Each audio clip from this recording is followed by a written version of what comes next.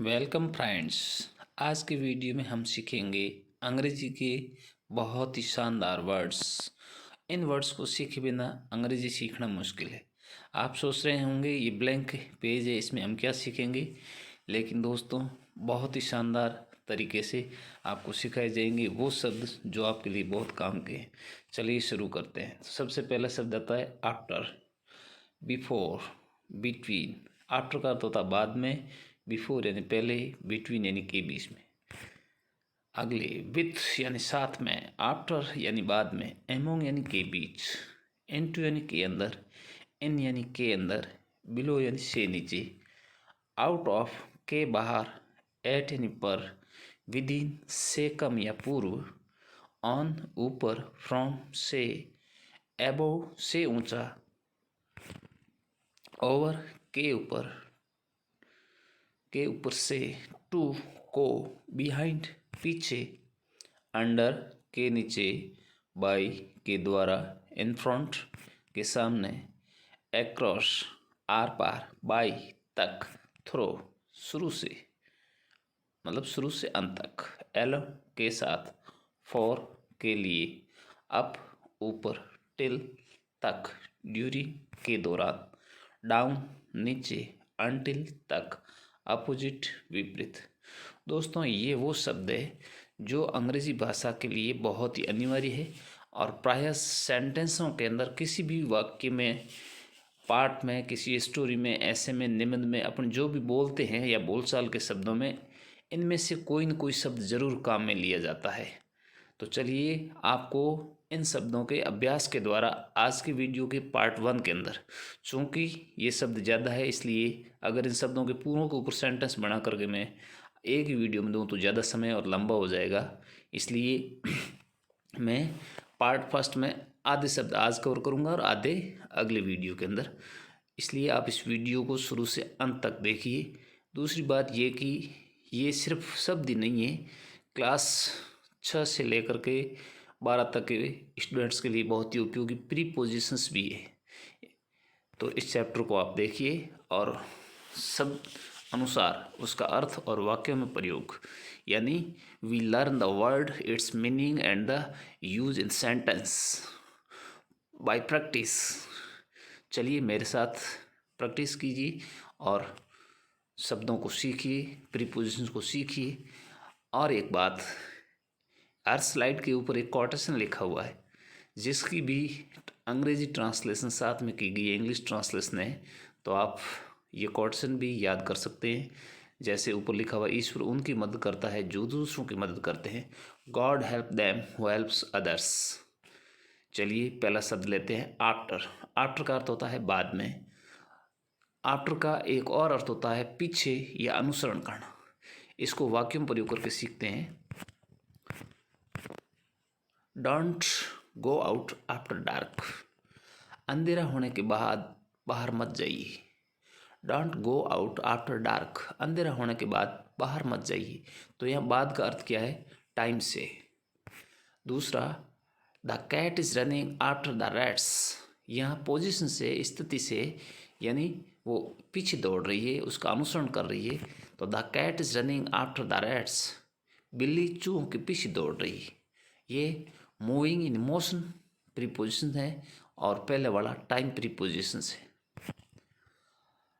जो कुछ देता नहीं उसको कुछ मिलता भी नहीं।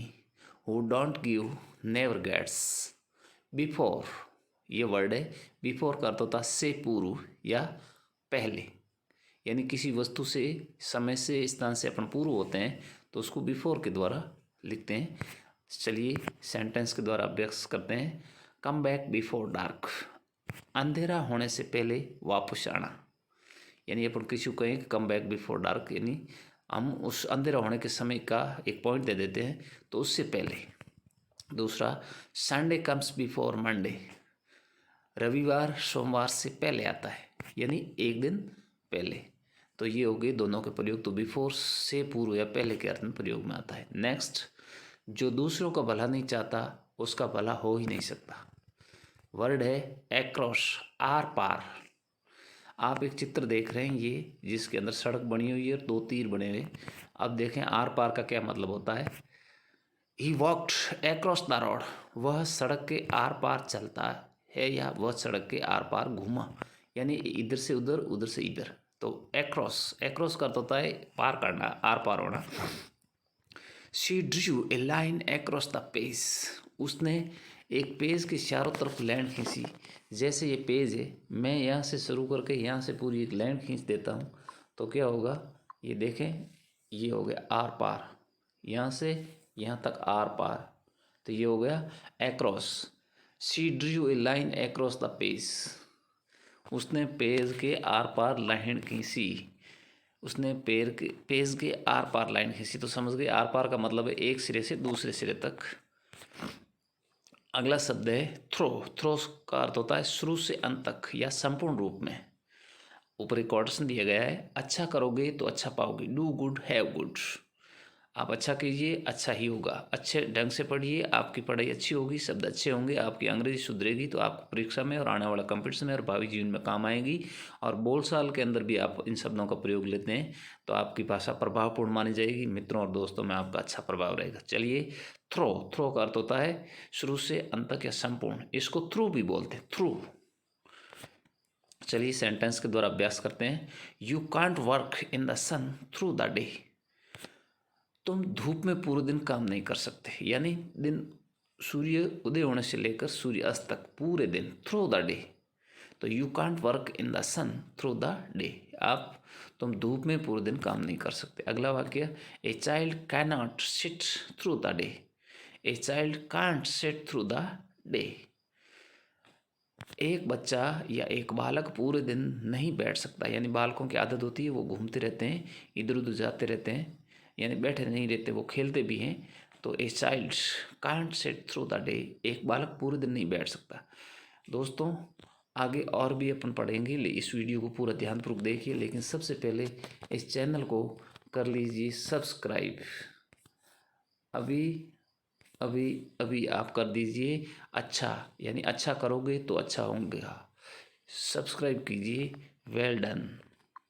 अच्छा, आपने कर लिया होगा।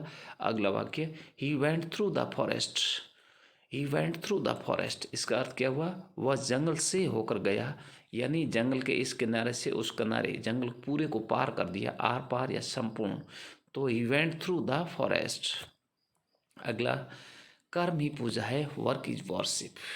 यहाँ पर दो शब्द है और दोनों किसको दर्शाते हैं, मोशन को। मोशन का अर्थ होता है गति, मोशन, MOTION, मोशन यानी गति, मोशन अर्थात गति।